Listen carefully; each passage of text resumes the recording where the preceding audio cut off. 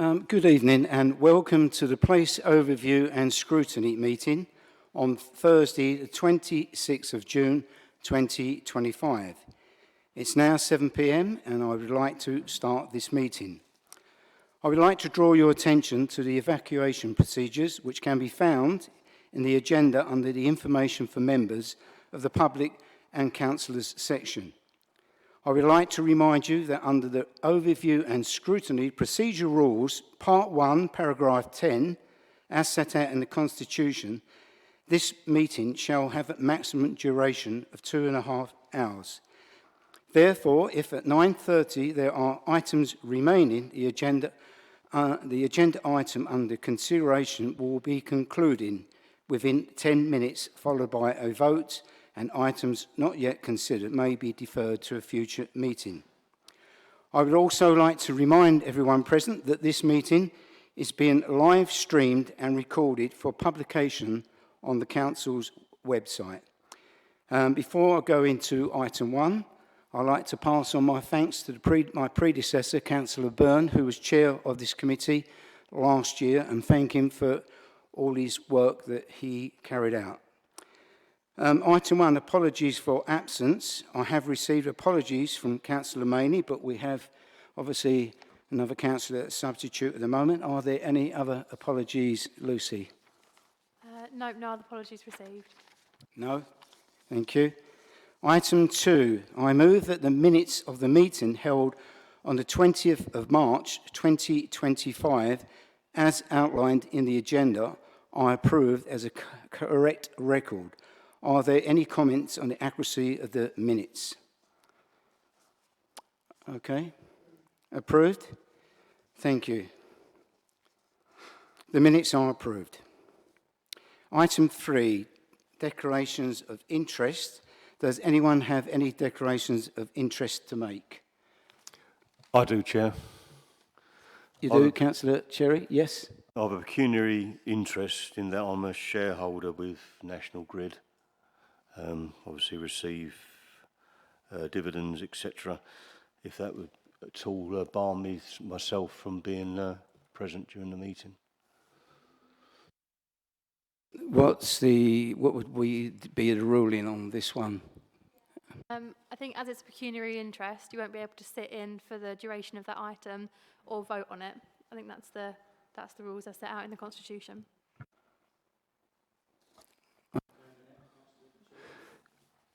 Yes, thank you, Chair. Can I make a quick comment before I vacate the chamber regards the You only have to leave for that item, so it's only for that one. You can stay for the rest of the meeting. It was in respect of that item. So you won't be able to make any comments if that's okay on that item, yeah, because it's pecuniary interest. Thank you, Lucy. Item 4, unplanned scrutiny items and members' rights of reference. I have not been notified of any unplanned scrutiny items or members' right of reference. So that brings us to one of the main parts of our agenda, which is item 5. So I just wait for Councillor Cherry to leave the chamber.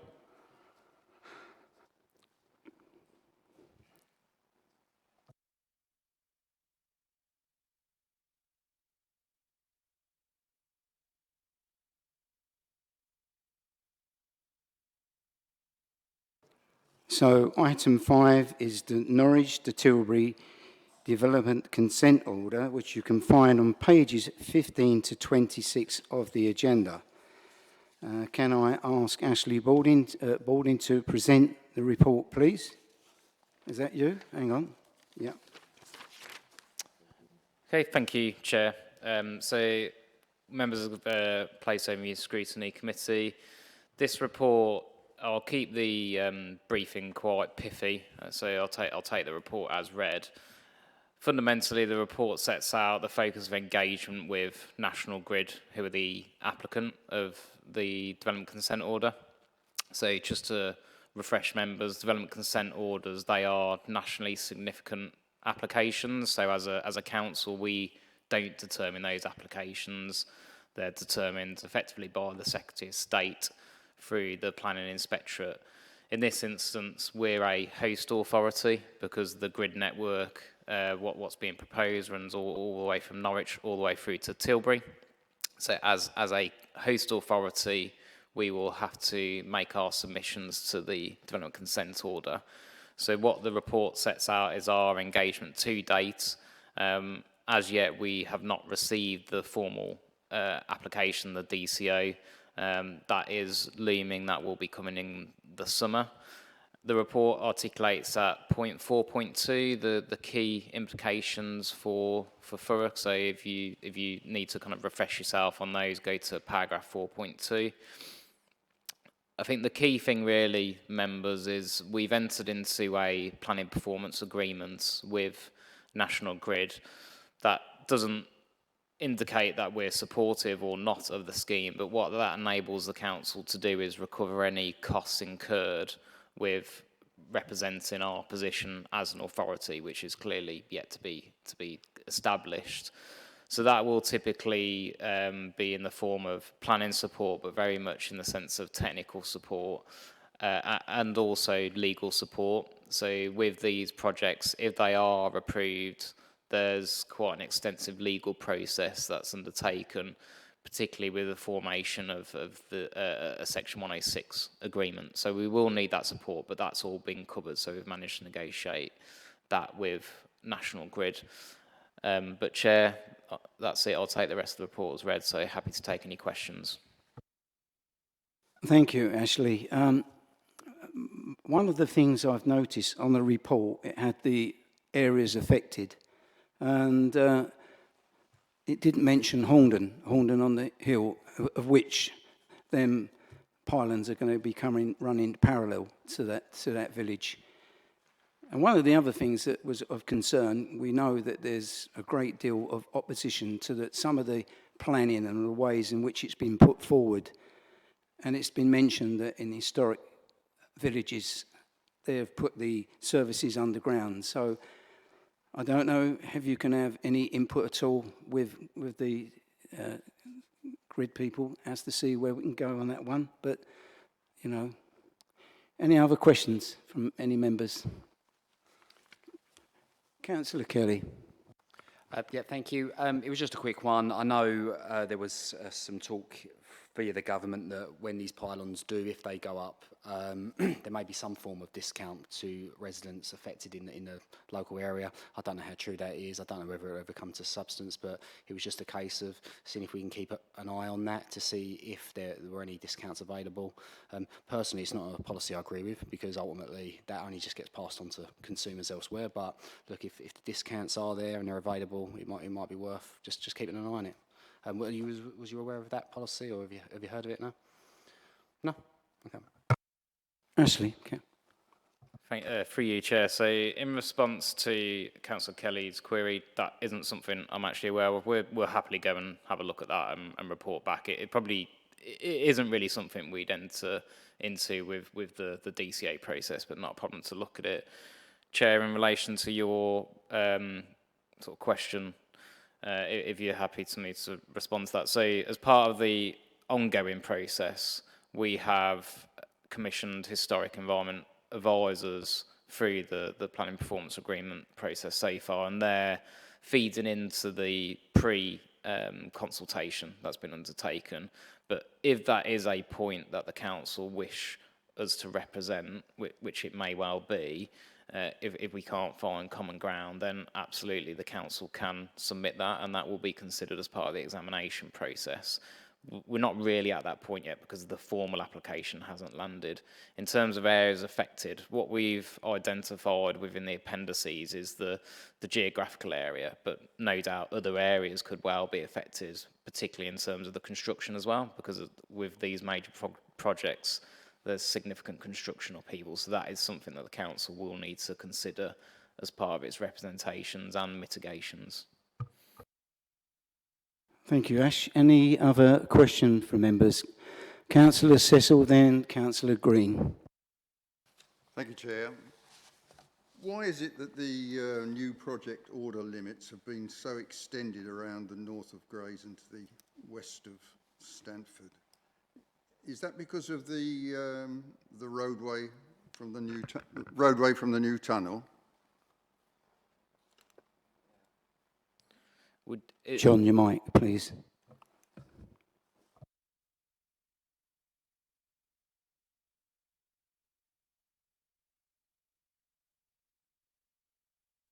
sorry, Councillor, are we looking at one of the appendices here?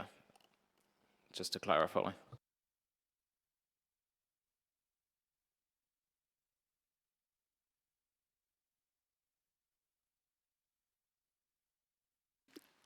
Just looks like the order limits have been much extended.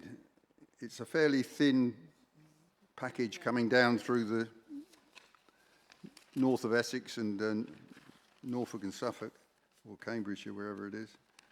But we seem to be having to have a very large area set aside, blighted even, if that's a correct word, because you can't make up your mind, or they haven't made up their mind.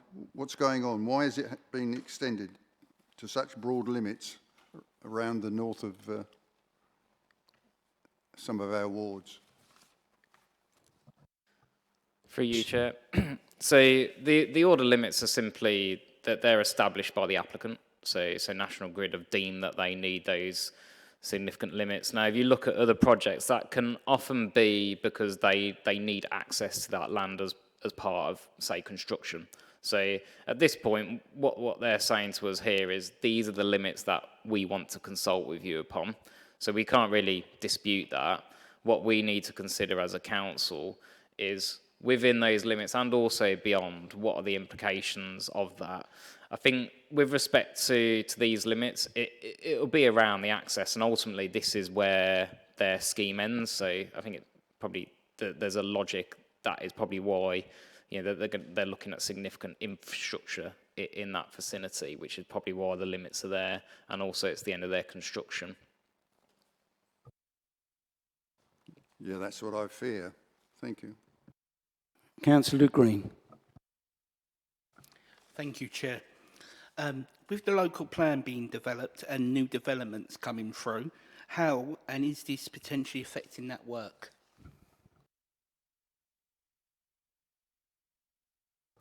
So, through you, Chair. So, akin to Lower Thames Crossing, these nationally significant infrastructure projects have an implication for the local plan, and that's something that, again, as a council, we have to be cognizant of. So, when the council are preparing its Regulation 19, which is due sort of Cabinet circa January, we'll need to ensure that there's appropriate allocations taking into account the potential implications of all this different growth. I'm not saying this is how we will deal with it as a council, because ultimately that will be a cabinet decision, but one option could be you might have to look at additional allocations to take account of the potential disruption.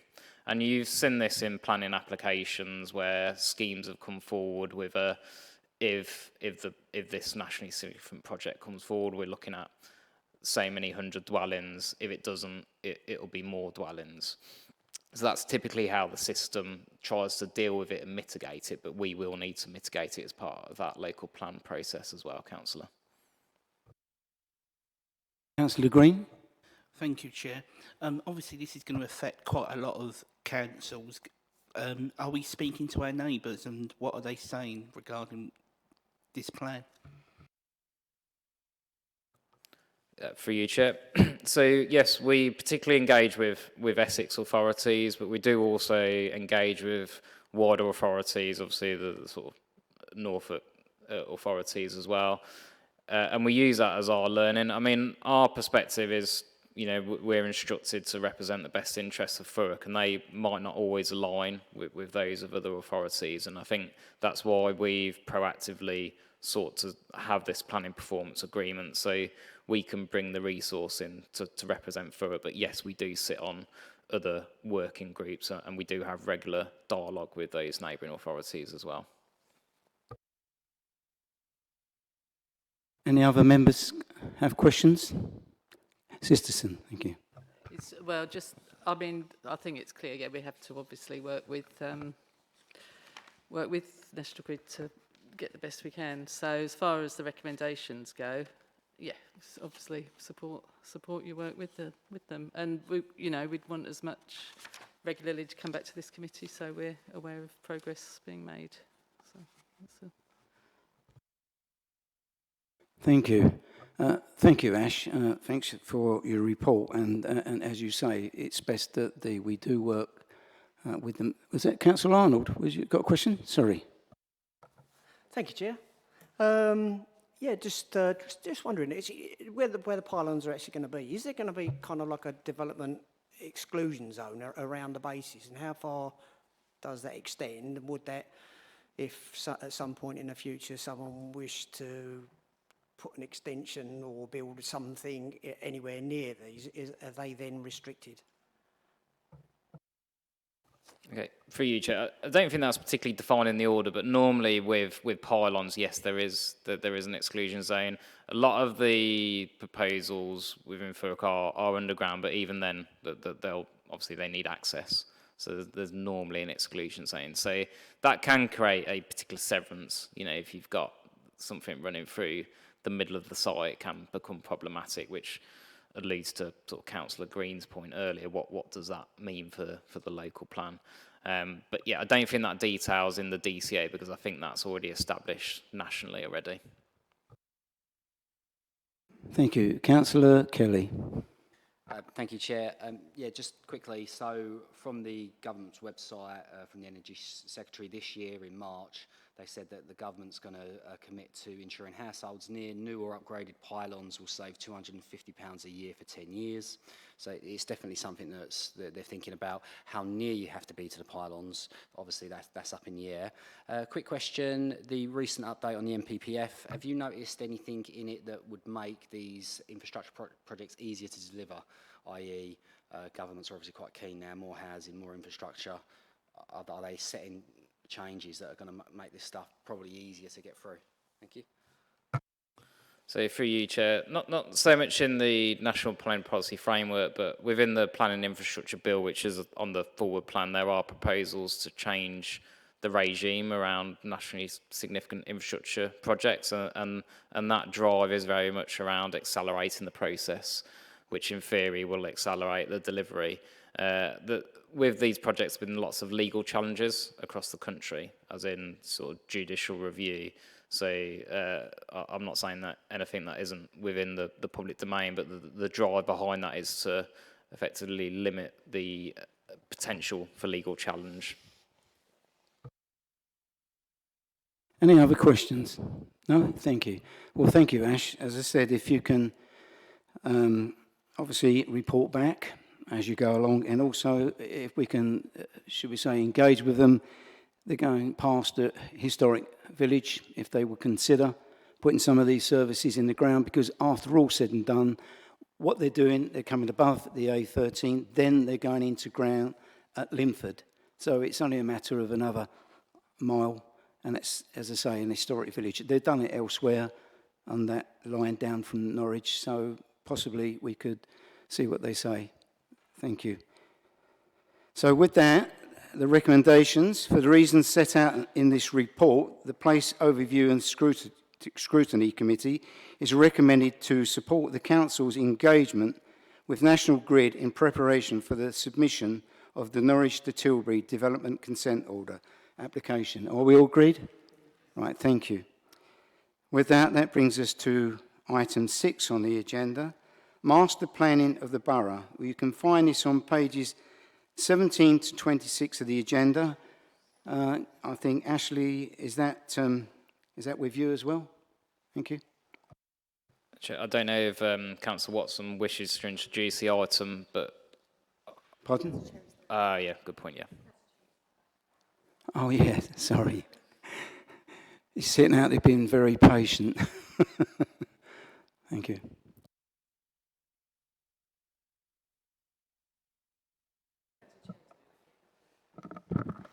Thank you. So, which way, Councillor Cherry? The chair is just coming, so he's only a couple of minutes away. oh, Thank you, Lucy. Apologies, Councillor Cherry, that was my fault. I thought you'd gone home.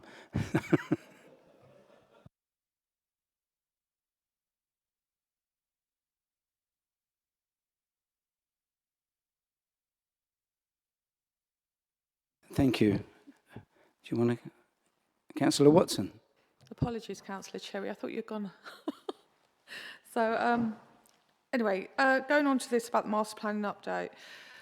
So we all know that we haven't got a local plan, and that what we're currently trying to do is in massive areas, and I will take an example of Ockenden.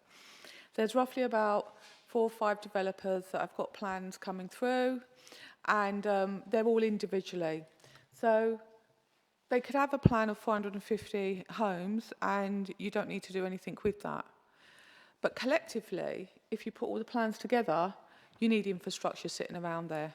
You need school, you may need a health service, a health centre on it.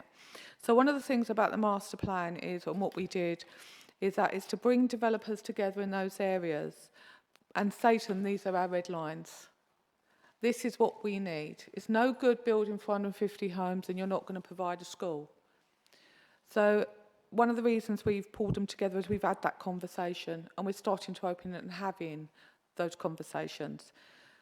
We're asking them to master plan the area that takes into consideration infrastructure on roads, on the schools, and on the bridges as well as all the national infrastructure that sits around it. So with that, I'm going to hand over to Alex, because he will go through the presentation on what our thinking is and how this will go into the local plan eventually. But at the moment, we really need to do something instead of just building homes. We need to get the infrastructure in place as well. Alex, would you like to carry on? Thank you. Thank you, Chair. If I can take everyone to the page that's titled What is Being Done. And as you've just heard, why we're doing this. So there are kind of 4 arms to what we're doing that I'll run through one at a time through the slides or the pages as they are in front of you. But they cover these 4 points. So internally, work to get the information right, to have mapping in place that brings the information we've got together in the best way possible. The other is to be very clear on the infrastructure requirements that there are in each of the places that we're considering. Then there's the concept plans, as we've been calling them, and I'll come on to those in a bit more detail in terms of what they are and what their purpose is. And then finally, ongoing engagement with the developers through a developer forum and developer forum sessions. So moving on to the next page. So that internal work is mainly based around mapping. So bringing in the information from things like major applications, pre-application discussions and inquiries, and other sources together in one place so they can be understood visually. Looking then at the sites proposed for allocation in the local plan, they would be added in, and then we would use that mapping with consultees to discuss the strategic growth and infrastructure needs, and I'll come on to how we're doing that at the moment. But if we go to the next page, so you have an example map, the work that's being done to draw that into GIS mapping layers so that information can be easily accessed and handled. I would like to point out, though, in that example map that is a work in progress, so you shouldn't kind of see the polygons, the kind of what's been drawn on the map to date as what will actually be available, but it's just to give you an idea of the work that's being done. There would be more information once that's complete, and that work is advancing at the moment.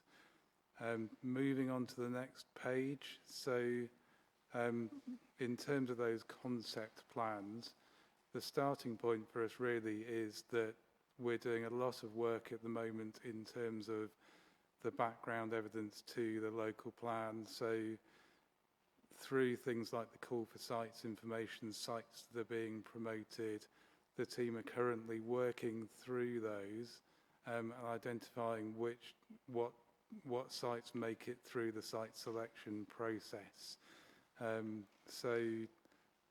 Those are the ones that would make it into a site allocation or site allocations in the plan as it's being drafted at the moment. The key to that work, really, apart from the absolute constraints, is what the information that's currently being worked on by the team and consultants in terms of things like the Greenbelt Review. But perhaps in this instance, the real key piece is the infrastructure delivery plan. So that's being worked on. The baseline work is done, and over the summer, the consultants will be working through communication, as is already in train, with all of the infrastructure providers, so all the relevant parts of the council, but also external providers like the NHS, like and the whole range that you would expect to be part of that, so that what we end up with is a comprehensive infrastructure delivery plan that's really clear about what infrastructure will be needed to support the growth that's being planned.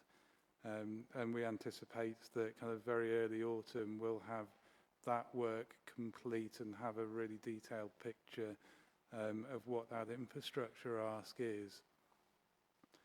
So that will then drive the site allocations in the plan, and what we say in each of those as to what infrastructure needs to be delivered alongside development in each of the growth areas.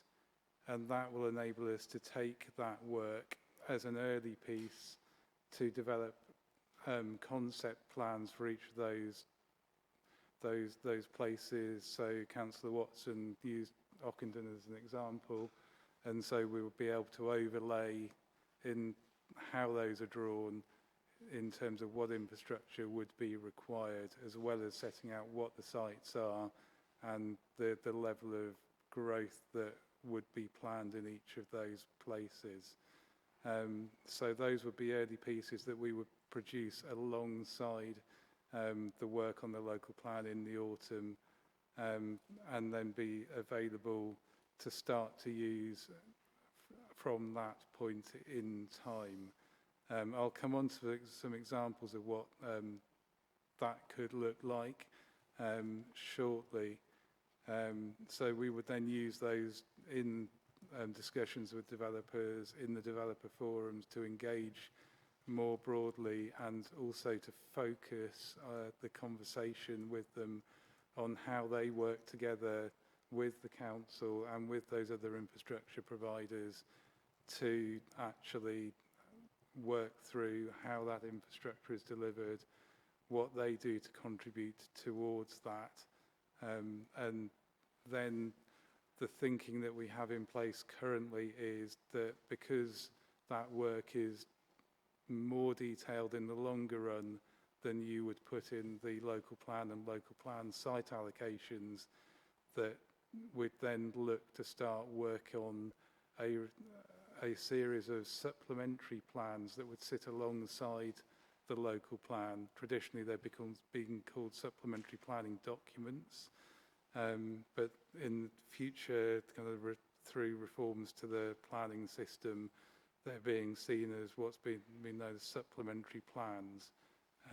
So they could then be adopted either alongside or later than the local plan, but the idea being that there would be a collaborative process around developing those and the real detail about what needs to happen in each place, and also the delivery approach to specific pieces of infrastructure. So if I can take you to the first example concept plan. So this is an example of where a lot of detail has been thought through down to the level of it, where development blocks would be, not just in terms of where uses would be, and is something that you would probably do more in one of those supplementary plans rather than the local plan.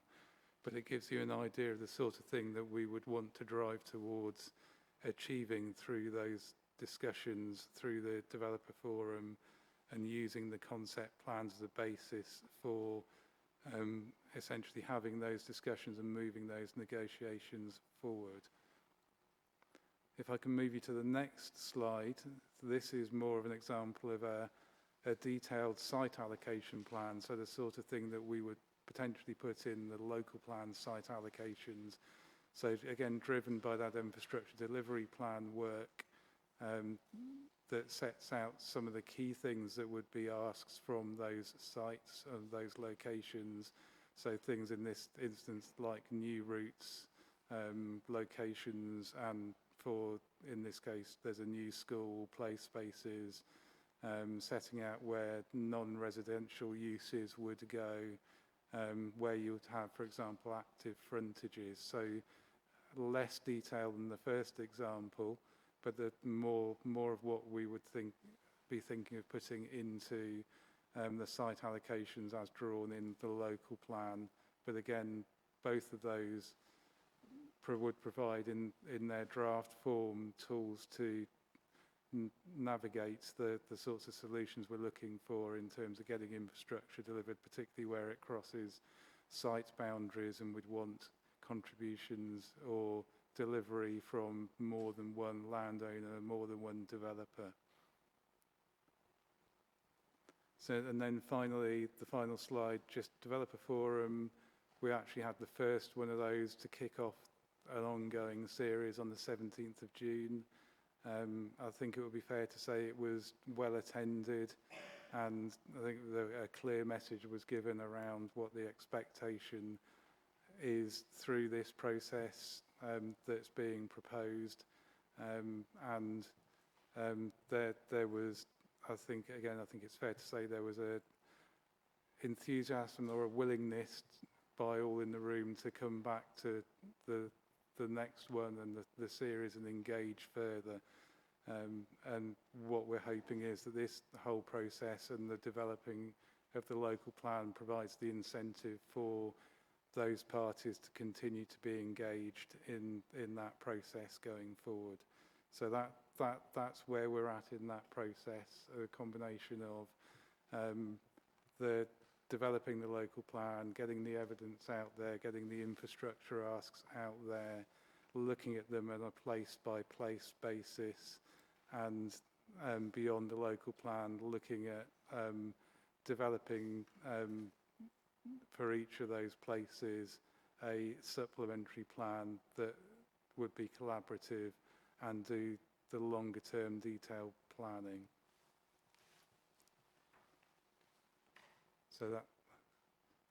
So thank you, Chair. That was the presentation.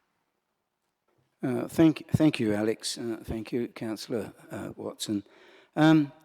Before I put it out to members for questions, I did read somewhere that there's a delay in a transport model. Is that correct? We have a company called City Science, consultancy company that's involved with that, and there's issues. Is there? Do we know? Okay, thank you. For you, Chair. So the modelling work is needed for the local plan and the development of the infrastructure delivery plan. We are on track with evidence base, but I think the point in terms of delays and the modelling, there's always a risk. So with transport modelling, it has to be verified by, in this case, National Highways. And that can have an implication in terms of the timetable. But what we've done, obviously it's kind of delving away from master planning, what we've done is just come up with as much different mitigation as possible for the local plan. So if there's a delay somewhere, we'll try and mitigate it to make sure we hit that timetable. Okay, thanks, Chair. Thank you, Alex. Yeah, the issue I see was that council said themselves that they felt they was a bit inexperienced, and they was thinking about another consultancy company as to oversee their work in case they fail, was the words. So I just wanted to know, are we paying for this? Is it extra cost to the council as to oversee this company? And if so, then if they're not up for the job, you know, going to be something that can be done. Yep, for you, Chair. No, so City Science are commissioned to do it, and by all intentions, they will achieve that.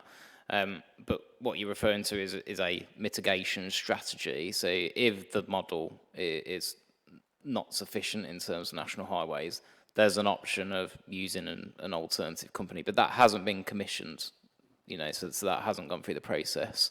And you know, we may well be overthinking in terms of, or over worrying, but we're also committed to getting the local plan. We're just trying to think of every potential eventuality. Thank you, Ash. I know it's a biggie, and we haven't had a local plan for a long time, so there's a lot of work to be done, and thanks everyone for their report, and I know there's loads of stuff to do. I'll open it up to members for questions. Any members? Councillor Green. I believe you're chair of the committee, aren't you? Steering? I am the chair of the local plan. It's only right that you speak, yes. Thank you. With the master plan being brought in front of us, how much sway would that hold with not having a local plan when it comes to planning applications?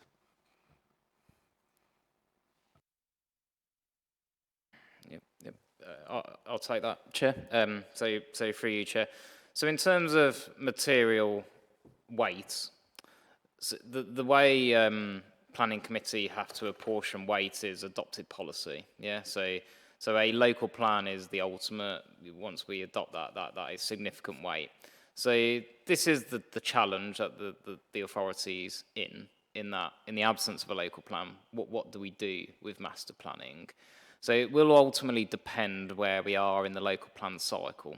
So as Alex has alluded to, this is an iterative process. Now, at the Regulation 19 stage, you can apportion more weight to that plan than the Regulation 18 stage. And again, when the council go to submission examination, the weight will increase.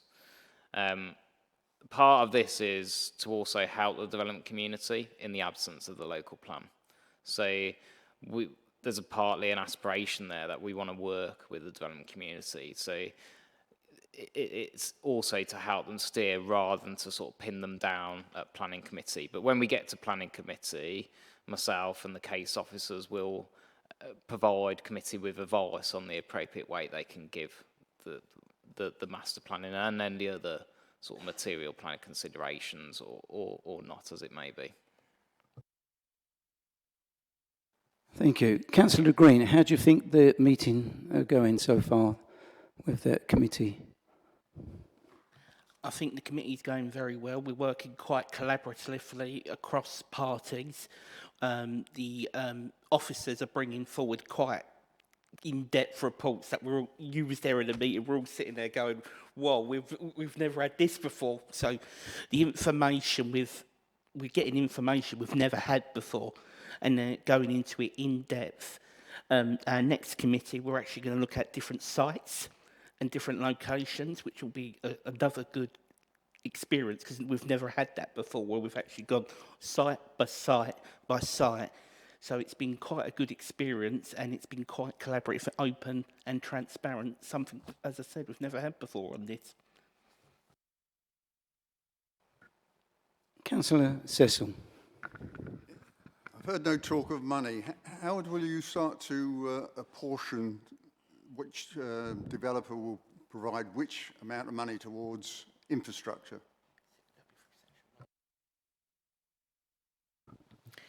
So it's not about a portion, it's about them working together. So they're going to have to, in order to get through their developments, they're going to have to come up with some sort of infrastructure anyway. And then it's down to the planning committee. If you've got a 450, 500, 300, anything above 10 going into planning committee, the planning committee that I've got absolute faith in will do the right thing and question and everything else. What we want to do at the beginning is we want them to be able to master plan on what we want. So if I take the Ockenden scenario, you can have 400 houses sitting next to in another field of 450, and down the road 250, and each individual one will come here. It doesn't require infrastructure. It just doesn't. It doesn't hit the threshold. But the master plan is, if you put them all together, yes, it does, because it sits in a lane. It sits on West Road, or it sits in South Street. You know, so it's up to the developers. We're encouraging the developers to work collaboratively to put something into place on a master plan and to pay for that to get the structure right in order that they can go forward. Councillor Watson, do we give them a bit of guidance for that, shall we say? We must have an input when you, with the developers, would you say? So we've already touched on it with the developers in the developer forum. To be honest with you, a lot of the developers all know each other and are working across, try and work between them. They were saying to us, we already do all that, we already work, but nobody's actually gone to them and said, you know, let's just sit down and properly look at what actually need. And so that's where we are now. So it's about having that conversation with them and actually being grown up about it. You know, if you want to do in Corringham, the amount of houses they want to do in Corringham, where there is like 3-4 developers there, maybe a bit more, then they're going to have to come together and think about what's already happening within that area. As well as the community engagement staff, I really feel that we don't have enough community engagement. And so I'm a very advocate about more community engagement and taking that on board as well. So we can only try and carry on trying for them to do that. But once again, their planning has to go in front of the committees. And it's up to the committees to make their decision. Thank you, Councillor Watson. Councillor Cherry. Thank you, Chair. When we're looking at the plan, are we also looking at the sufficiency of the schools we need, potential of a hospital, medical centre, dentists? This was coming up a lot on the door in the recent election. Also, I'd like to see on the west side of the borough another amenity site. To help take the pressure off the Linford site where dangerous queuing takes place. And if you want to use the Linford site from the west side of the borough, it involves a lot of traffic movement. And if you believe in global warming, you know, added pollution. And it would also, I feel, if we had an amenity site on the west side of the borough, it would go some way to helping stop some of the fly tipping that's increasing across the borough. Here again, during the election process, I noticed many gardens that were full of rubbish, and I think they need an incentive to take that rubbish to the tip. And if it was one more local on the west side of the borough, I think that would help the whole of the borough. Chair. Thank you, Councillor. So there's a lot of land in Thurrock that is not owned by the council at all. So going to a developer and saying, can you put another tip in, they will say no, because there's nothing in it for a developer to put another tip in. In terms of like incentives, I know I live in Ockenden and my closest tip is actually Havering, but I have to travel over to Linford. And there's something I can do about that. That goes to another portfolio. Schools, that's the whole point of having conversations with developers to work collaboratively about schools and health services. So the ICB not long ago put out to say that they're doing a piece of work about demand What could the demand be in the borough looking forward? And that's what you need when you're master planning. That's what you need when you're forecasting the next 25 years in the local plan. And developers are quite happy to build like other services, health services, but they're no good building a health service if the NHS can't fill the services to go in them. So there has to be that work, and that is being worked at the moment with Councillor Hooper to try and foresee that and try and get an idea about that. Exactly the same with the schools. We all know that over a certain amount, if you look at an area, you know, whatever ward you want to look at, that it may need additional school. But it's no good like half building a school and then children's services go, we don't need it there, we need it over there. So there has to be a very clear plan as well from other services, not in order for us to inform the developers what we want. So it's no good like Averley had a school in Love Lane because the demand was there, but actually the demand wasn't there. When the school is done, it's not been built because the demand's not there no more. So so the developer wants to be really clear what we want as well. Otherwise, they're not going to build that if we can't fill it. So that's all part of the written work that's happening as well. We're trying to move that a bit now because that has to go into the local plan as well and inform the local plan. So that's all the sort of work that is going on with different things. And we've just commissioned, on top of that, a green and grey belt exercise because the grey belt's now just come in and we need that to be put into the local plan as well. Because grey belt is completely different for developers. Some developers don't want grey belt and others are quite happy with grey belt because they can build quicker on it. So there is a lot of conversations, and what I'm really keen about is keeping the ward members, regardless of what party they are, involved in what's happening in their wards. Thank you, Councillor Watson.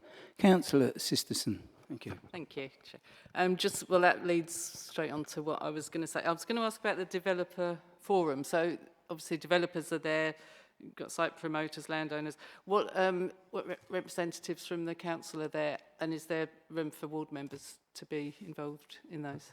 Thank you. Thank you. So we had the initial developers forum because it was just about the whole entire of the borough, and sitting in there was not just me, it was the whole of planning. It was also Claire was in there to set us all out what we want, and also to give them an update of where we want on the local plan, because most developers want to know what's happening with the local plan, and we're giving them an opportunity to ask questions onto the planning as well, especially. Most developers that have got plans coming through, are thinking about it, have got two sorts of plans. They've got with the Lower Thames Crossing, without the Lower Thames Crossing, with Norwich to Tilbury, without Norwich to Tilbury. So they have these plans, and they wanted to ask questions around the new NRPFF. They wanted to ask questions around the new processes that comes through on the grey and green belt and what that means.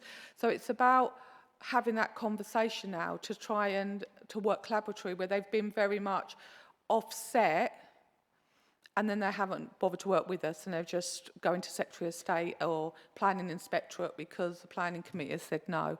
So we just don't want to get to that point. We want this working relationship with them now. Yeah, so I see what you're saying. So it's more like an oversight of the whole process.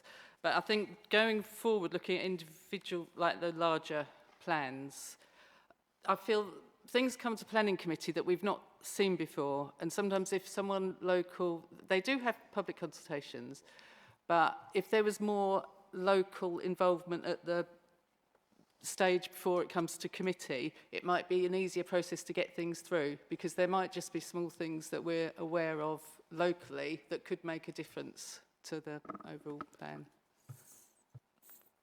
Good point, good point. So this is my personal preference. I'd rather planning committee didn't see anything beforehand, because then you're completely impartial, completely unbiased, and you will be just seeing what the plan's in front of you. For ward members, when there's consultation going on, you go to the consultation, you ask whatever questions you want. It's not about informing planning committee how to make a decision. You make that on your own, unbiased. It's a, you know, and for me, that's the most important thing, because you will be asking questions that we wouldn't think about or you've had the answer for anyway. So it's not about getting it through easier. For us, it's about making sure that when you come to scrutinise it as planning committee, that you think, yeah, it fits the criteria, or yes, they've thought about schools and doctors and nurses and whatever. You should see what I mean? They've already thought about the wider piece on a ward. And I'm quite happy to have any meetings with any ward councillors on any of their wards about anything. Thank you, Councillor Watson. I think possibly what you was meaning was that we like engagement with developers and as to have an input into what we consider is needed in the area, and maybe the forums is the way. We've had them at our forums, you know, doing a presentation, putting things forward, and then, you know, taking suggestions from members there. So that's possibly, you know, what angle you was going at, and I can understand that. But Councillor Watson. Just the last thing on that. Section 106 is where your ideas come in. That's where your wish list is, what you want, where you want it, how you want it, is through the Section 106 contributions. And Section 106 is brought up at every meeting we have, so it's a very emotive subject. So, but we are getting somewhere with that now, Councillor. So I appreciate all the work that you've done with it, and the officer team as to bring it to the fold. Any other members have questions for Councillor Cherry? I just want to clarify something. I don't want to be a dog with a bone so much, but are we talking about land that's owned by builders, or are we talking about land that may be owned by the council? And I'm going again regards an amenity site to the west end of the borough, the west side of the borough. I was looking at the Bellis Country Park, which I believe is possibly half privately owned and half bequeathed, as a potential site that could be developed as an amenity site, and it would work in harmony with the plans for it to be a country park. It's I'm just wondering if land like that would be made available.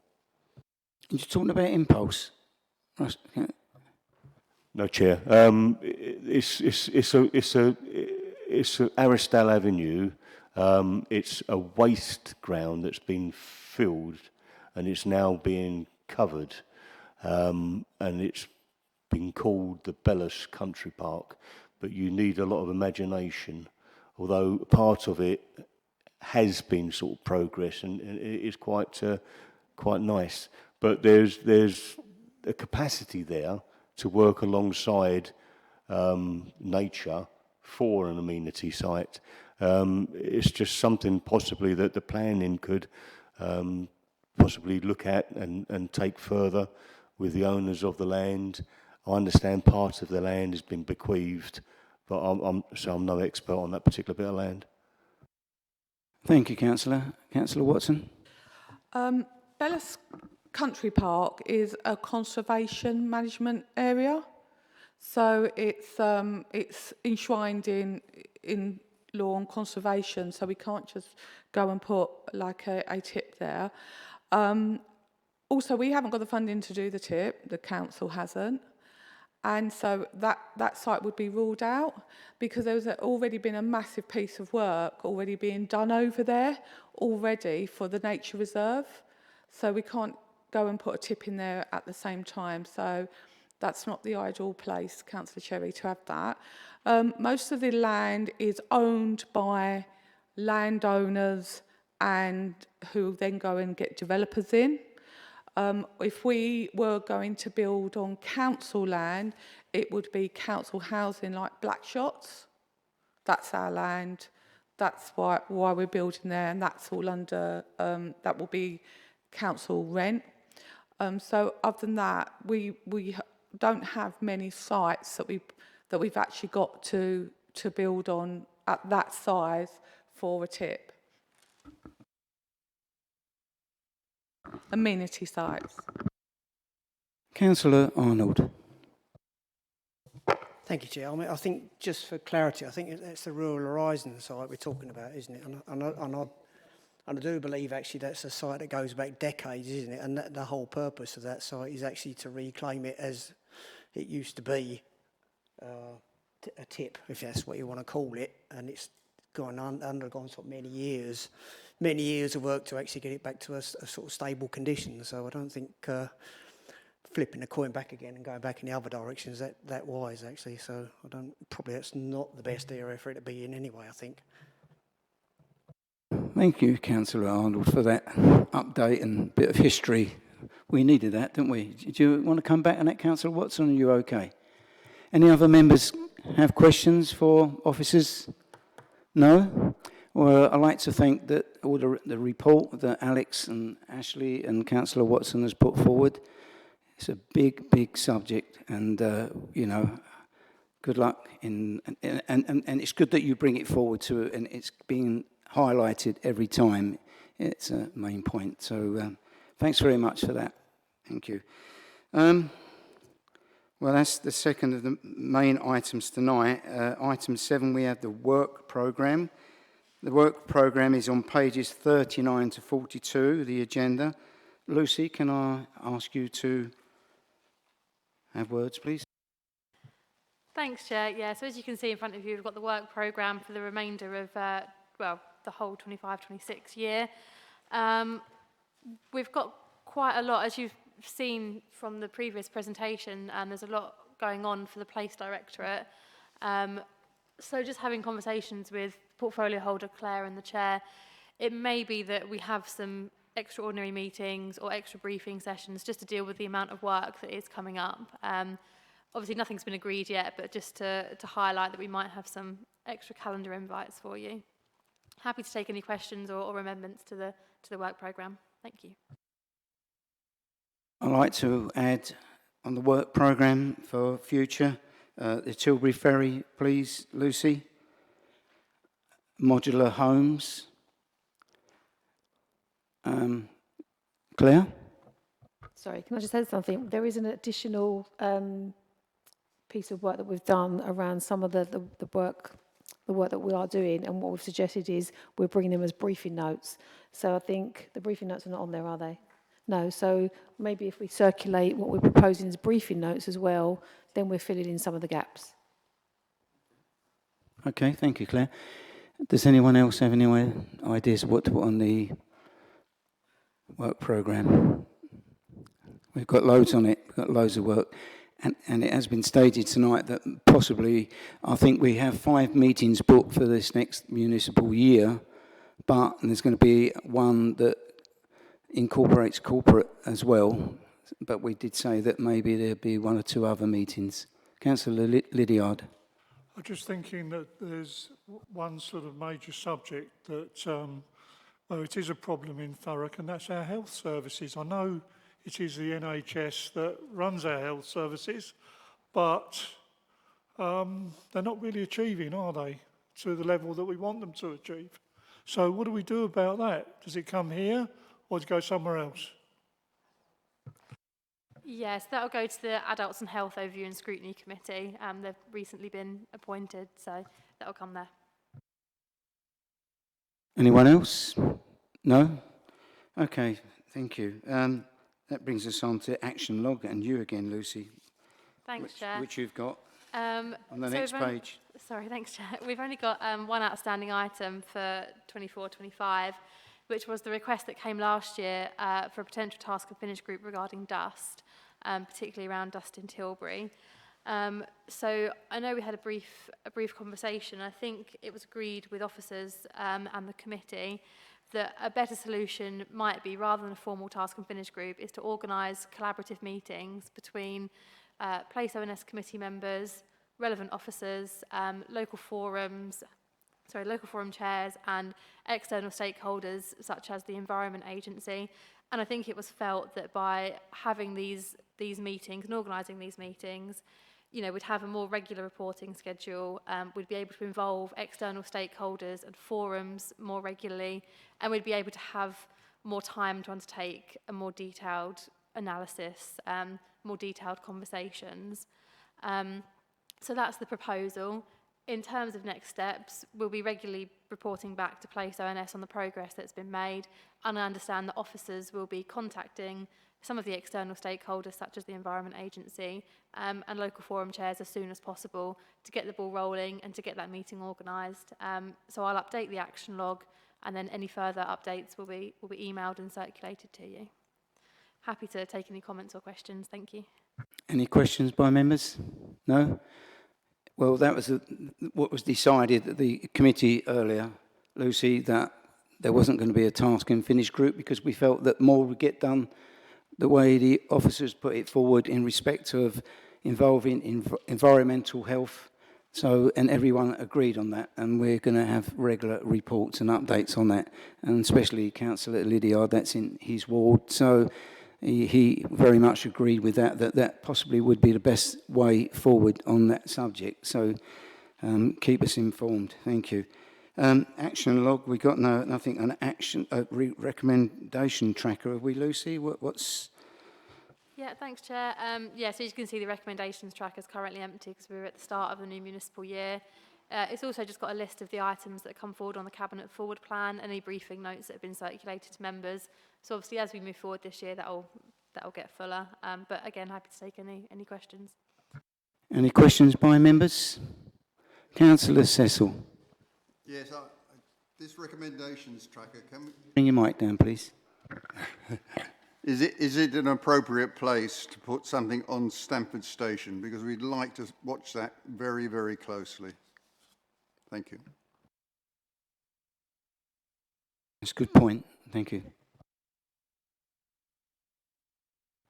Yeah, I mean, Claire, if you're happy, we can, and Councillor Watson, we can bring forward, something on Stamford Station, I'm sure. Thank you. Any other questions by members? Okay, thank you. Thank you very much. Well, I'd like to thank everyone.